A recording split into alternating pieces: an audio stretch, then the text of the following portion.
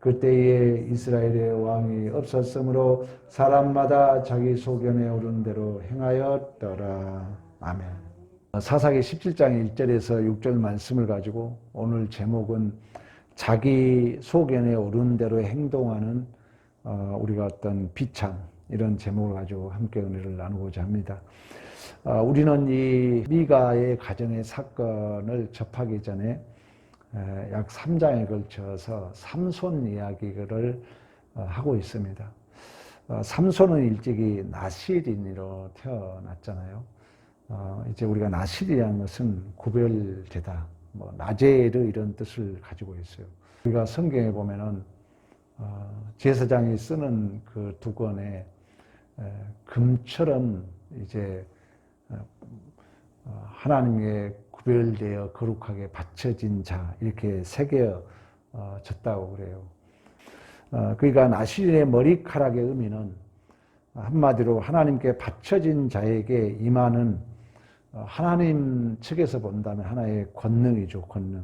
그리고 그 권능이 떠나면은, 그 하나님의 신이 떠나면은 티끌, 흙에 불과하다는 자기 부인의 상징이기도 합니다. 그러니까 우리가 나실이라는 것은 여호와 하나님 앞에 거룩하게 구별되어 바쳐진 자로서의 그 능력이 자각이 안 되면 그 능력은 상실될 수밖에 없음을 우리에게 말씀해 주고 있죠. 오늘 본문에도 이어서 여전히 사사기는 왕이 없는 시대에 다시 말해 하나님의 우리가 통치를 받지 않으면은 우리 역시 어쩔 수 없는 이러한 내버려 둔 상태가 되면은 우리는 유기자로서 결국 이제 자기 옳은 대로, 옳은 소견대로 살아갈 수밖에 없는 그런 비참 가운데 빠질 수밖에 없음을 오늘 이 사사기는 우리에게 그려주고 있습니다.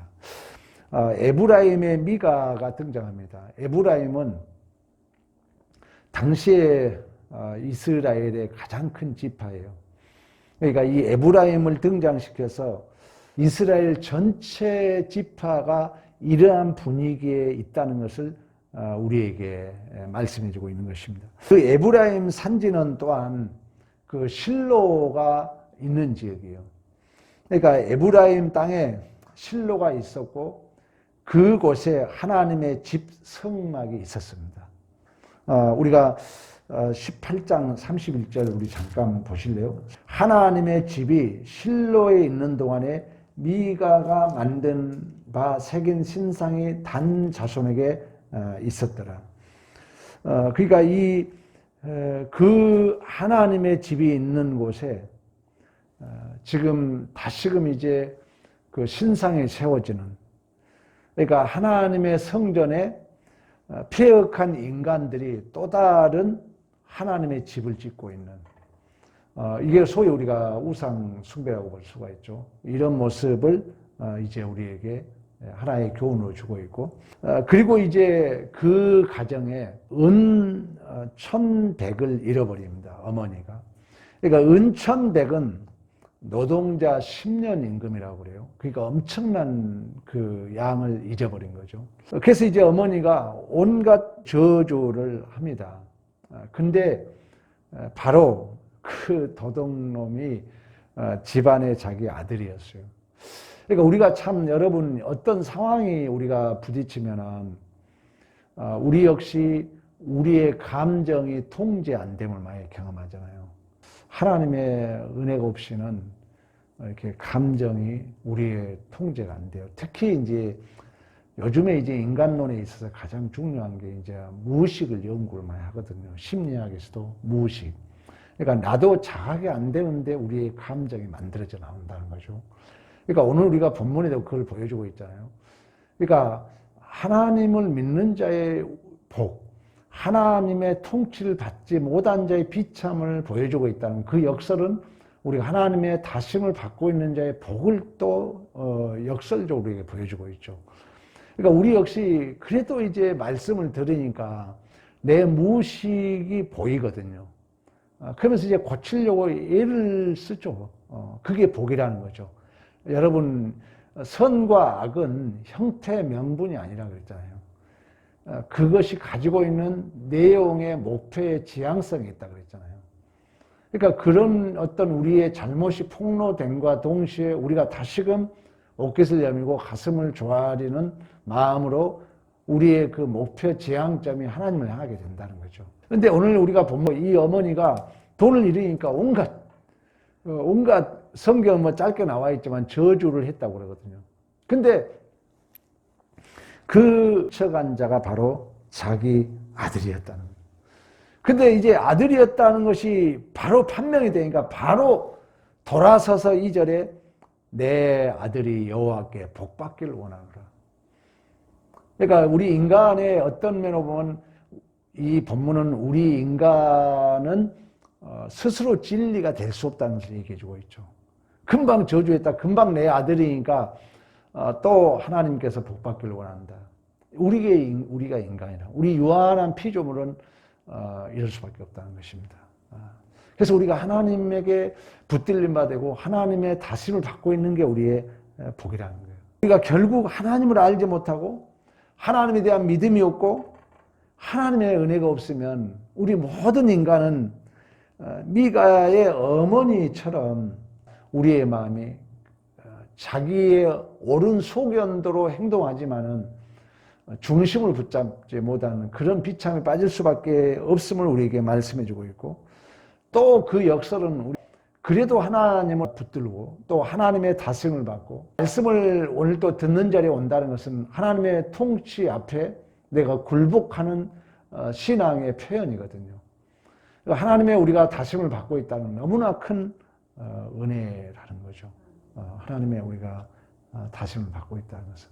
들판에 가끔씩 가보면은 유기된 그 고양이들이 가끔씩 이렇게 있어요. 지나가다 보면은 그 먹을 게 없어서 이렇게 그 쳐다보는 걸 보면은 안타까운 마음이 들어요.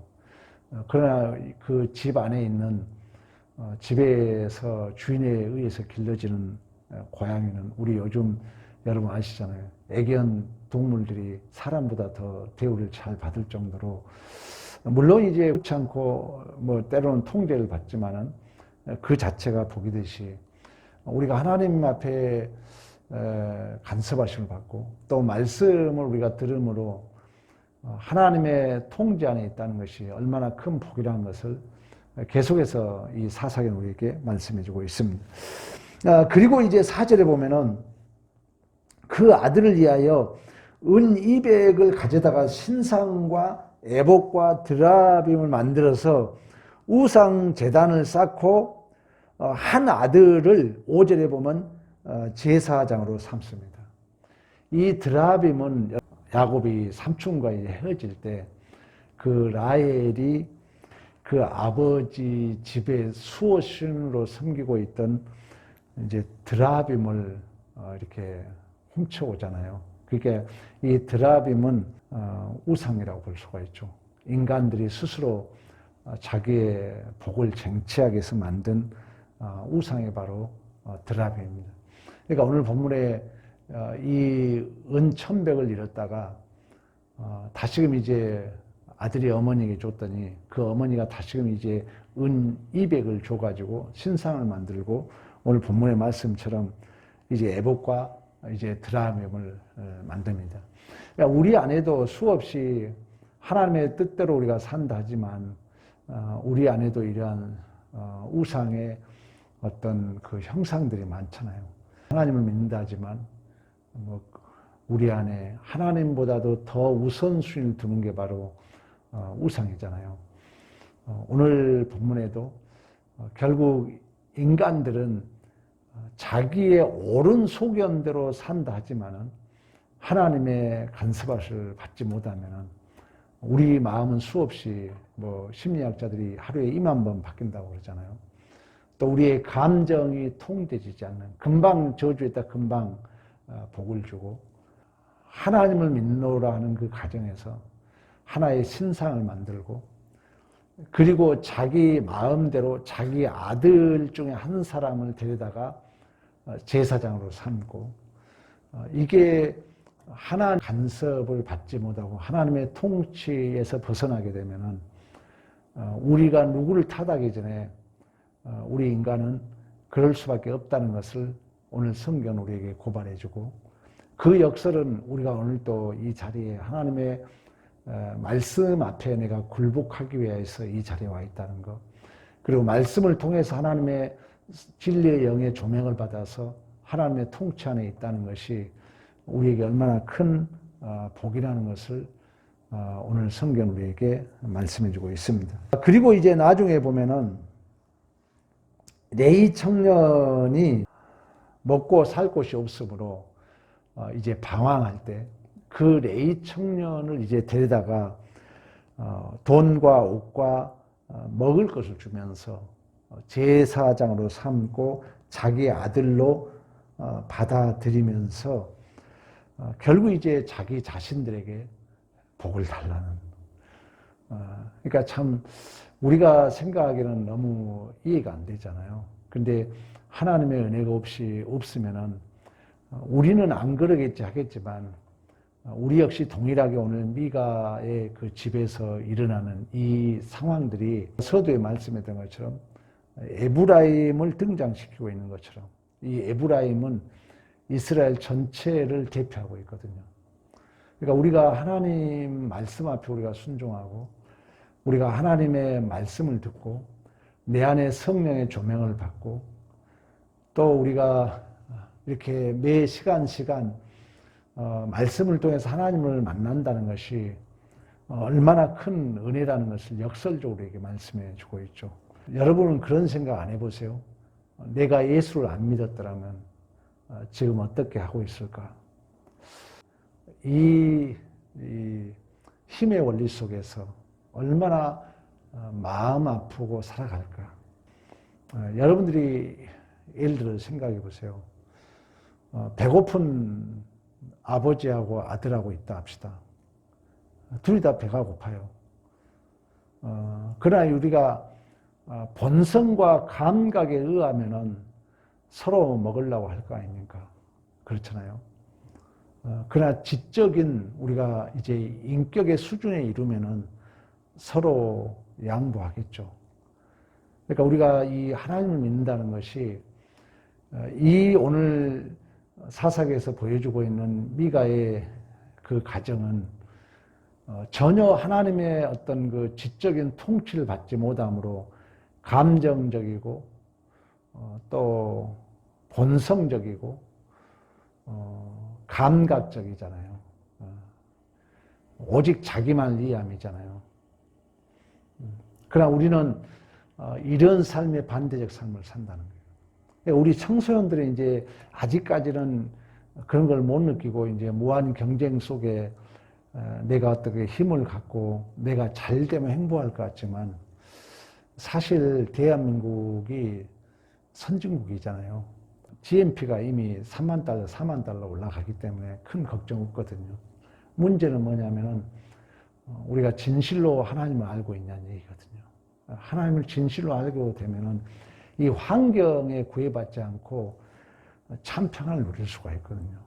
그런 의미에서 오늘 우리가 미가의 그 가정에 일어난 사건들은 우리가 얼마나 복 있는 자라는 것을 이 가정의 어둠을 보여주고 있지만 또 다른 한편으로는 그 우리의 그 빛의 자녀가 얼마나 복이라는 것을 우리에게 조명해 주고 있습니다. 그래서 우리가 6절 사사기에 반복된 내용이지만 그때에 이스라엘 왕이 없으므로 사람마다 자기의 소견에 오른 대로 행하였더라. 이 말은 그러니까 하나님을 알지 못하면은 그 하나님을 이용해서 위에 하나님의 이름을 부르고 하나님을 이용하고 어떻게 생각하면 가짜신앙, 또 다른 말로 말하면 인본주의, 또 다른 말로 말하면 율법주의를 우리에게 고발하고 있는 것입니다. 성경은 우리를 그 하나님의 아름다운 덕을 선전하기 위하여 우리를 왕같은 제사장 거룩한 백성으로 삼았다라고 베드로 전서는 우리에게 말씀해 주고 있습니다. 우리가 이 시대가 너무나도 급박하게 돌아간 시대 속에서 얼마나 세상 사람들은 자기밖에 모르는 그런 세상을 우리가 살고 있습니다. 이건 뭐 누구를 탓하기 전에 우리가 국제 주변 정세를 보면 알거든요. 이제는 솔직하게 나는 실리주의다 얘기하거든요. 대통령 후보들도. 중고등학교 때 앞으로 이제 국제 정세의 가장 큰 사상은 실리 추구라는 것이 사지선다형 중에 정답이었던 걸로 저는 지금도 기억하고 있어요. 그 실리 추구라는 건 뭐냐면은 오직 자기 이익만 생각한다 그러거든요. 근데 그것이 하나의 이제는 대통령 그 어떤 그 공약의 큰 틀로 이렇게 등장하고 있다는 거예요. 이제는 자기 나라에 이익이 없으면은 그 어떤 걸 따지지 않겠다는 거예요. 이익만 있으면 그 무엇을 따지지 않겠다는 거예요. 또 그런 쓰나미처럼 밀려오는 그 힘의 원리 속에서 역설적으로 내가 하나님의 자녀로 산다는 것이 얼마나 큰 은혜이고 복이라는 것을 오늘 금요기도의 짧은 시간이지만 여러분들이 생각하고 깊이 간직하는 이 시간이 되기를 간절히 축원합니다.